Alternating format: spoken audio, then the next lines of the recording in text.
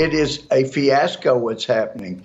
And while Americans are having their liberties taken away and ordered to receive vaccines, and this is a public health crisis, we actually have thousands of people every month being shipped all over the country by this administration that have come in illegally and have COVID. That's the great Judge Louis Gohmert from Texas. You know, I have to say, I call him Judge Gohmert because I view that as a pretty cool title, but maybe he should be Congressman Louis Gohmert. I don't know. I have an idea. Why don't we ask him what he wants to be called? Go. Ask. Okay. Louis, it's great to have you on the show. What do you think? Judge, Congressman, what's your thought on the title that Matt's giving you? Well, when I was a judge, you had to call me judge just to show that there was no good old boy network. Everybody got treated the same. But when I came to Congress, I'm back to being lowly legislator Louis. But I tell you, my favorite title was I was captain in the Army, but my favorite was Chief Justice of the Court of Appeals because everybody called me Chief. I liked it.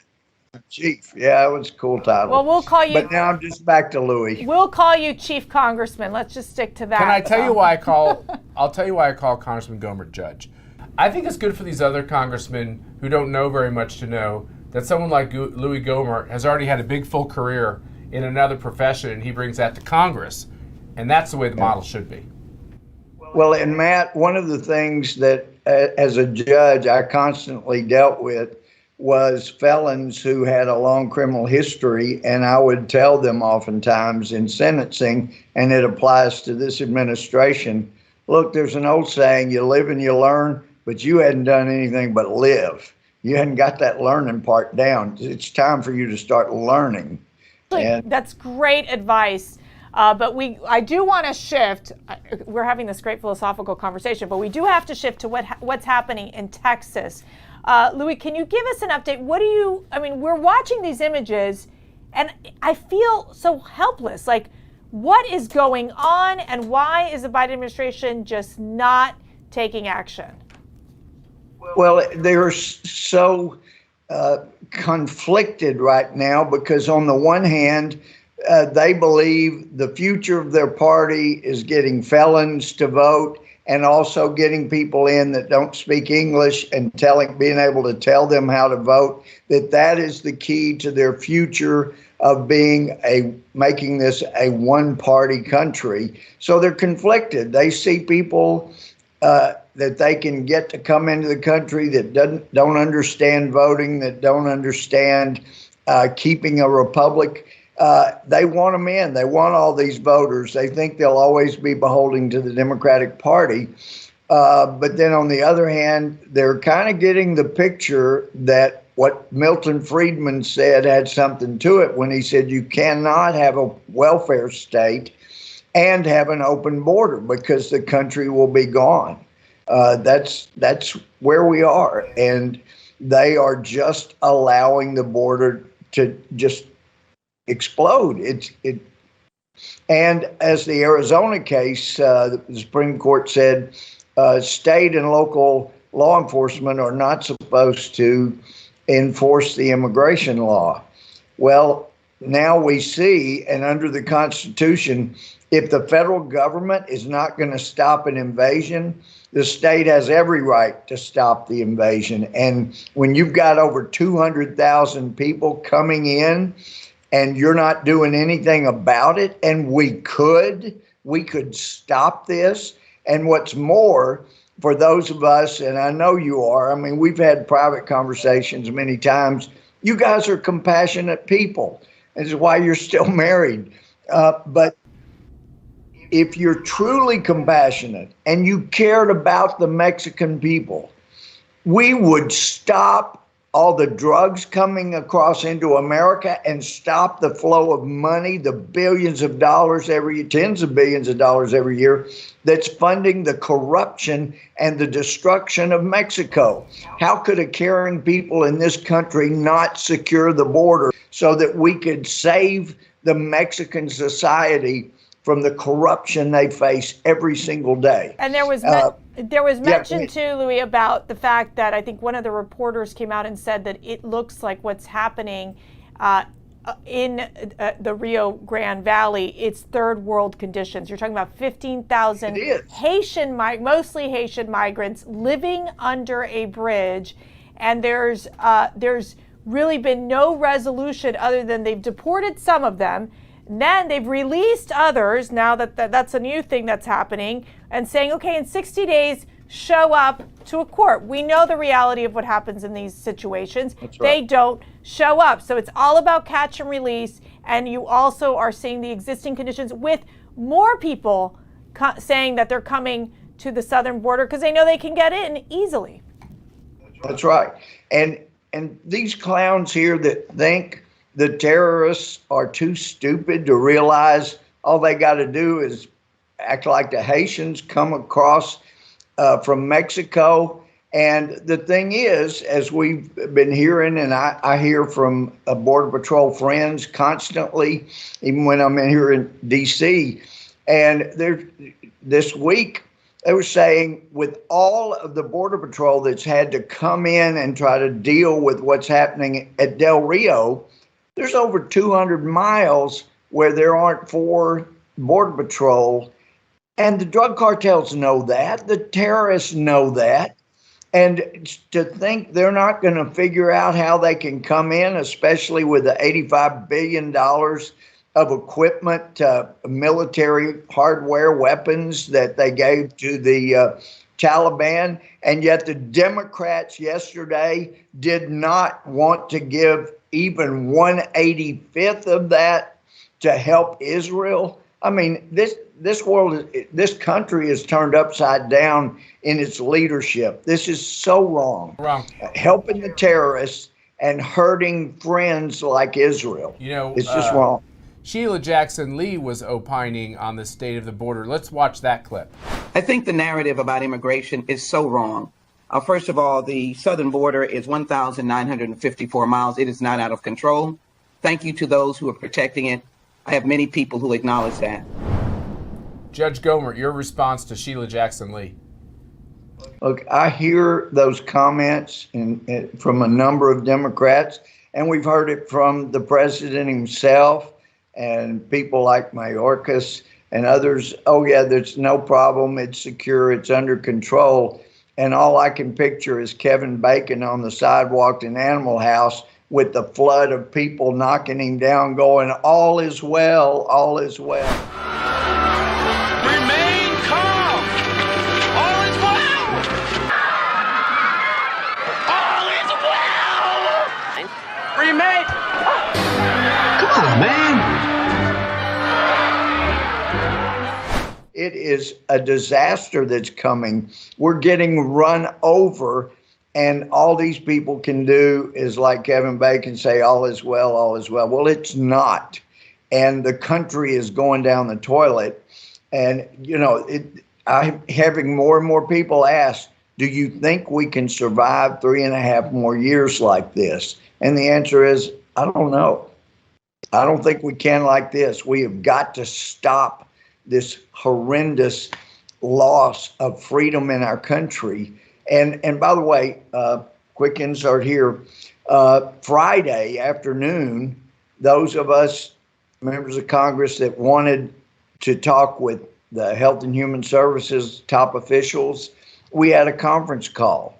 And I asked a question, since Health and Human Services, they're saying we're cutting the number of doses of Regeneron monoclonal antibodies that we're sending to like the 7 southern states.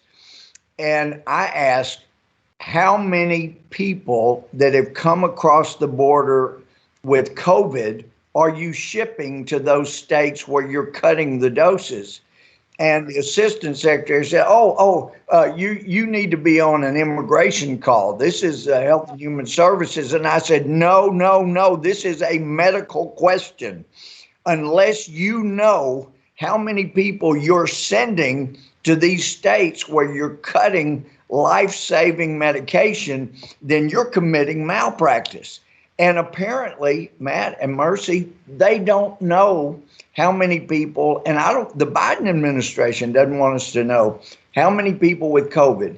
Apparently, it's 15 to 25% of people coming in have COVID, and they're shipping them all over the country while they tell American citizens, you've got to give up your freedoms, your rights, because we're in a pandemic that they are helping proliferate with what they're doing with people coming in illegally.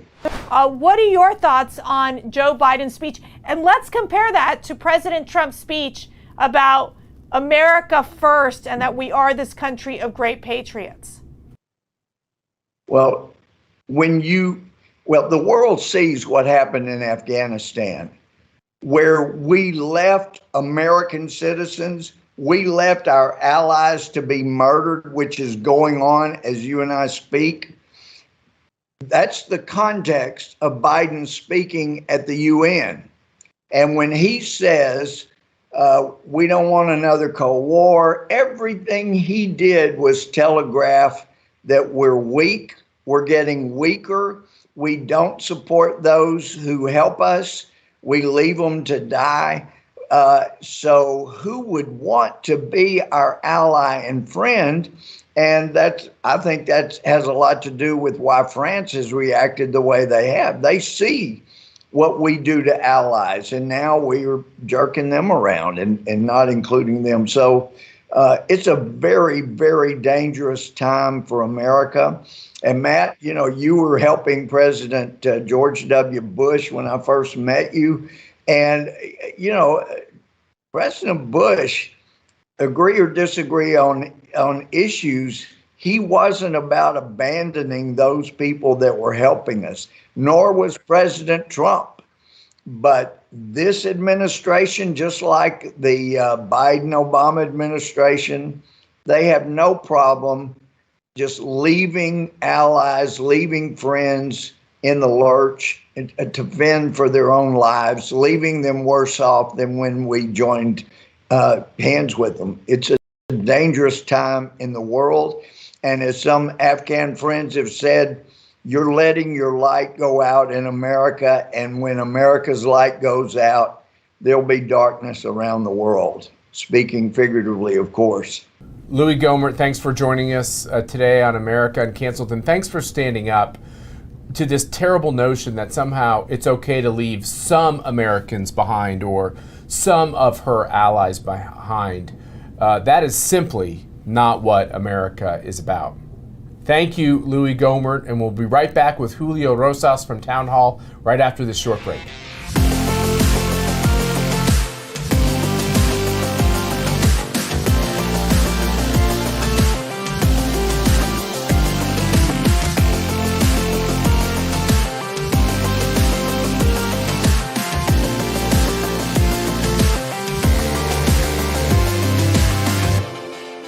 Welcome back to CPAC Now, America Uncanceled, and we're bringing it to you Julio Rosas, senior writer for Town Hall, who has been covering the border, was down at the border since Saturday, just got back into the area. Julio, it's great that you're back with us at CPAC Now. Yeah, thank you for having me. Look, I follow you so closely on your coverage because you are on the ground, you are seeing what's happening. Give us first your impression. What have you noticed the change since the last time you went to the border to now? So, I've been covering this border crisis for 8 months now, since March, and it's. I thought I couldn't be shocked anymore. It was shocking when I was in the Rio Grande Valley, seeing 264 people cross into the United States in the span of about 3 hours. But this recent trip to Del Rio, and I was able to visit the camp underneath the bridge, and I was floored. I mean, it was almost hard to describe just seeing that many people, and it was on Sunday, so at that point it was still about 12,000, mostly Haitians underneath the bridge, and it was like 104 degrees out. It's still very hot and humid in the shade. And it literally does, and in many ways it is. It's a third world refugee camp. But it's not in the third world. It's in Texas, and so it just was almost indescribable, and it's just completely shocking to see that it's gotten this bad. 8 months into Joe Biden's presidency. So let me ask you. So we're saying third world conditions. I mean, how are they dealing? The Border Patrol agents were already overwhelmed with the situation. Now it's, I think, tripled or quadrupled in terms of the stress, the number of people who have showed up under the bridge. Who's driving this whole migration process? Because obviously, to get out of Haiti, you got to either fly or take a ship, go somewhere to get into Central America, Central America, and then go up through Mexico. How is this process happening with so many Haitian migrants coming to the southern border? So one thing to keep in mind is that there are already a lot of Haitians living in Central America and South America, and actually because a lot of them, you'd go up to them and you start speaking French, not me personally, but some people would start speaking French and they would respond in Spanish. And that's because they've been living in Spanish speaking countries for about 5 years, 4 years, 3 years. And so just like any other group, they have seen how easy it is to come into the United States under this administration. And so that's why they all decided to leave their respective Latin American countries to try to make it into the United States. So a lot of them haven't come directly from Haiti, like last week.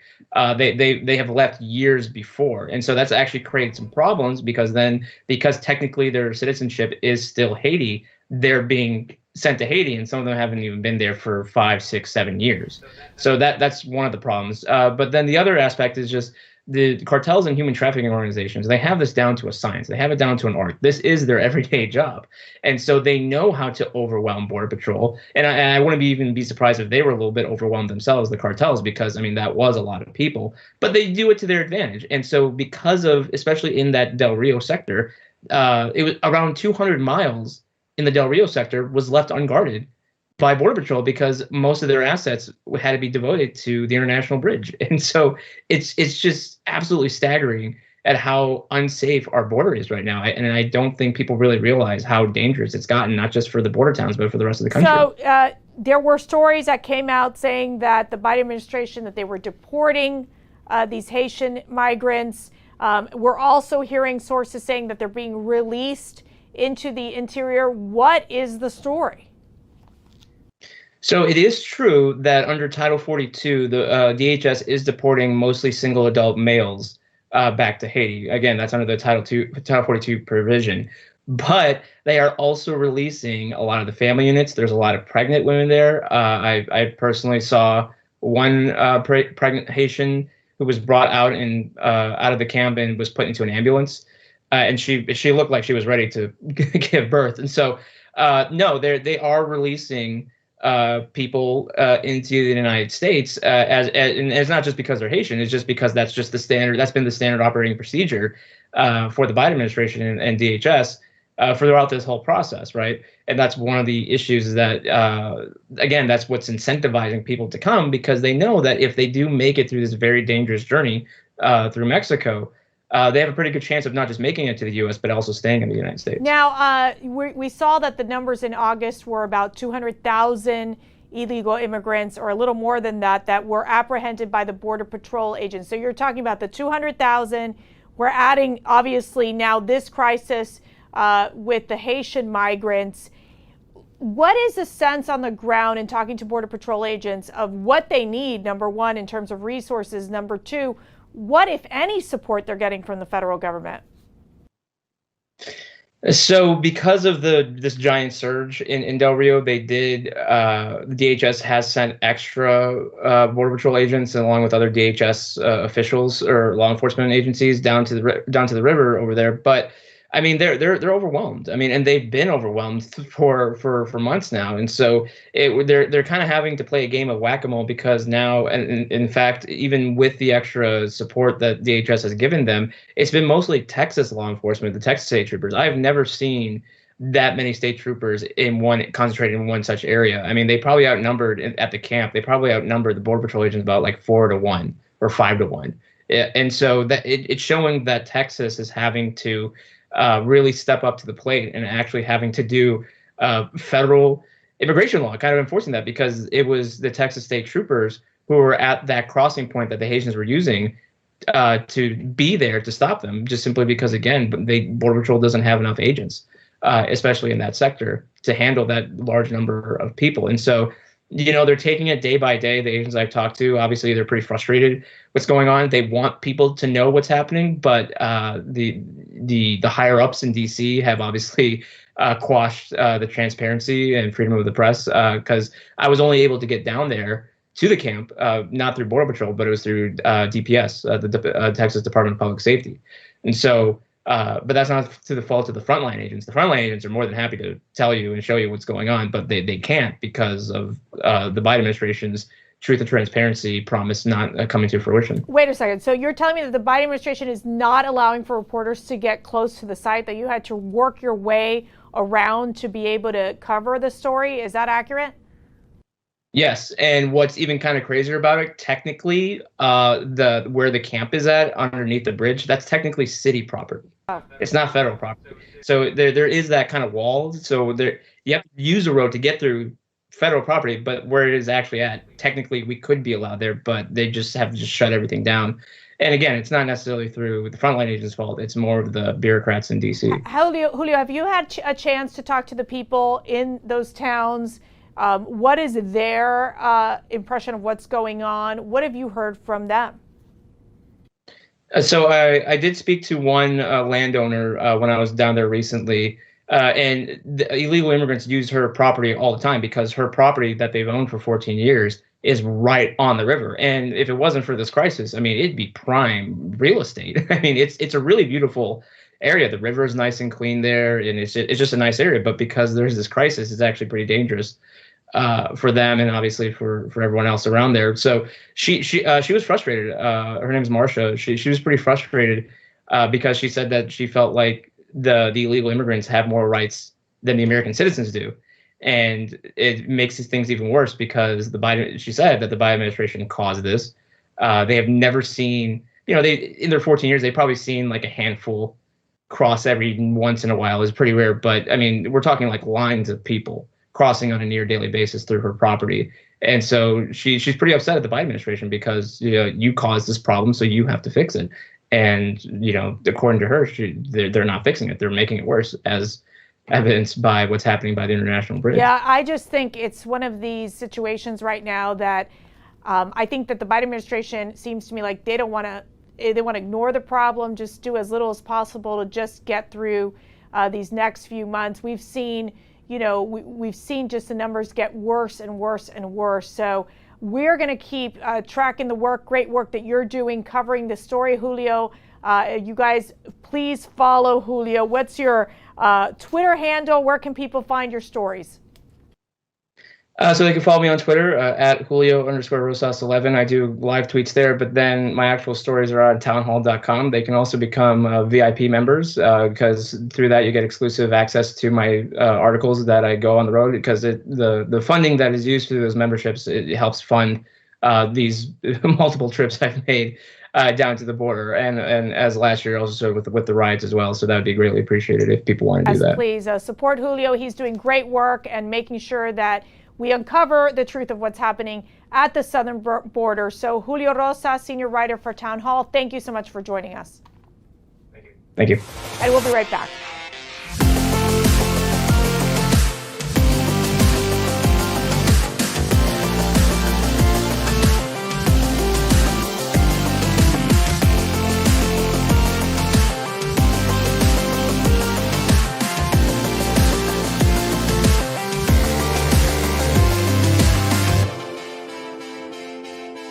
Okay, so Matt Schlapp's got a really crazy schedule this week, heading to a couple of states and going to Nevada to be with Jackie Siegel's group, Victoria's Voice. It's a nonprofit organization helping teens in particular to fight against opioids, to fight against this opioids crisis that has caused so much harm in our communities. And I was reading the story that just came out in Clark County in Nevada, where they passed a resolution. Listen to this, guys.